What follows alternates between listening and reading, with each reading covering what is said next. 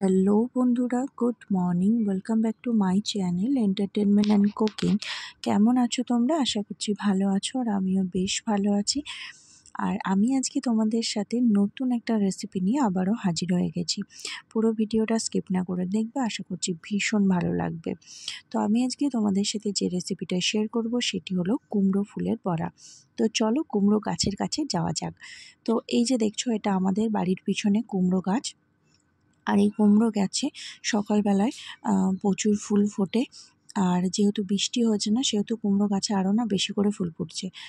তো চলো, আমি কুমড়ো গাছের কাছে চলে এসেছি। এবার এই যে দেখছো হলুদ হলুদ কত ফুল, এই ফুলগুলোকে তুলে নেব।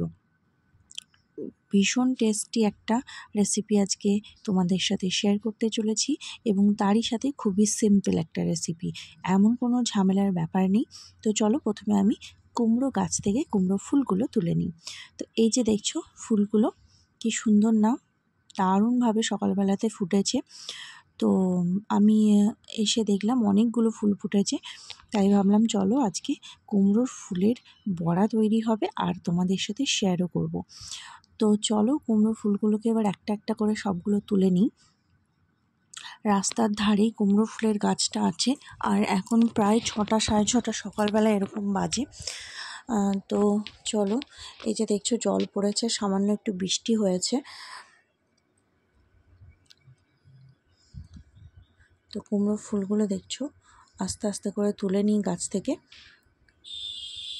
কুমড়ো ফুল তোমরা কে কে খেতে পছন্দ করো আমাকে কমেন্টে জানিও।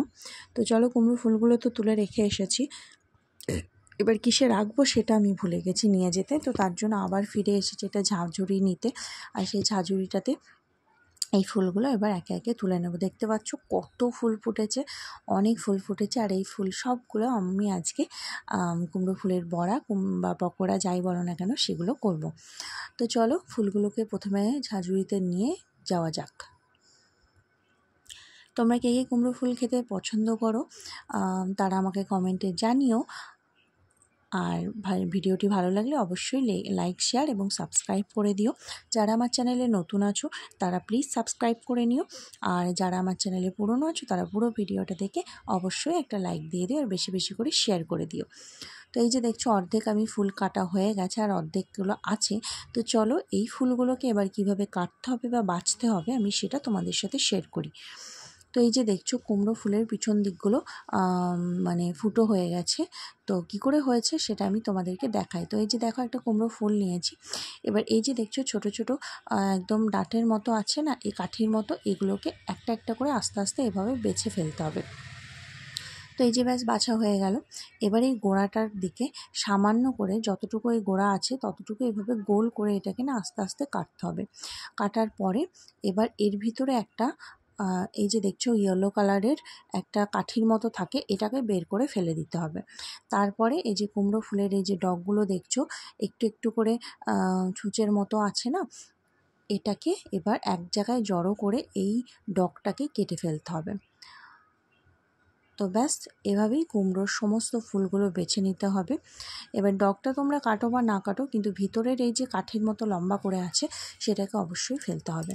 তো চলো আরেকটা তোমাদেরকে একটু দেখাই যে কেমন করে ফুলটা কাটবো। এই যে দেখো কাঠিগুলোকে আবারও এভাবে আমি ফেলে দিচ্ছি।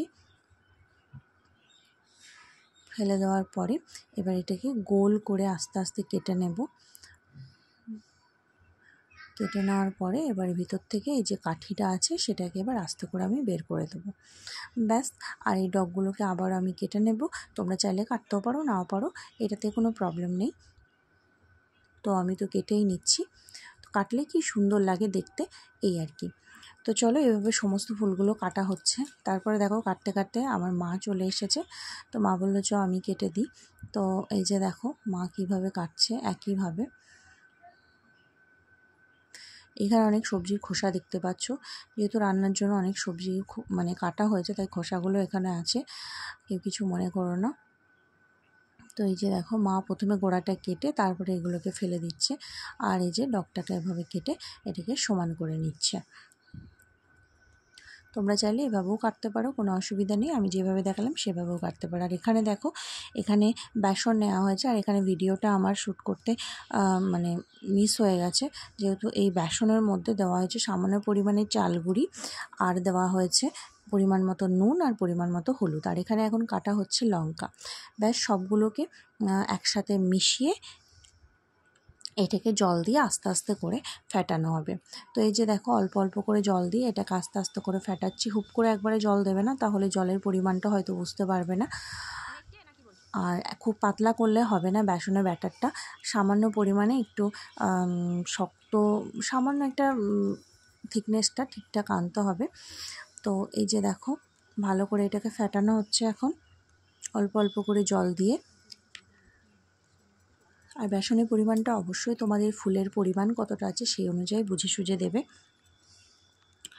তো চলো, এটাকে ভালো করে ফেটানো হচ্ছে। ভালো করে না ফেটালে না বেসনের ফুলের যে বড়াগুলো হবে সেগুলো ঠিকঠাকভাবে ফুলে উঠবে না। তো এই যে দেখো, চলে এসেছি এখানে রান্নাঘরে। সোজা ফেটিয়ে নিয়ে বেসনটা ফুলটা এভাবে ডুবিয়ে আস্তে করে তেলটা গরম হয়ে গেছে, আর গরম তেলের মধ্যে এভাবে ছেড়ে দিচ্ছি। তো একে একে সব ফুলগুলো এভাবেই ভেজে নেব। খুব সহজ সিম্পল একটা রেসিপি তোমাদের সাথে আজকে শেয়ার করলাম। চলো আবারও একটা বেসনে ডুবিয়ে তেলের মধ্যে ছেড়ে দেওয়া যাক। তো আবার একটা ছেড়ে দেওয়া হয়েছে। এবার এটাকে একটু উল্টে পাল্টে ভালো করে ভেজে নিতে হবে। এক পিঠ হয়ে যাওয়াতে আরেক পিঠ এভাবে উল্টে দেওয়া হচ্ছে।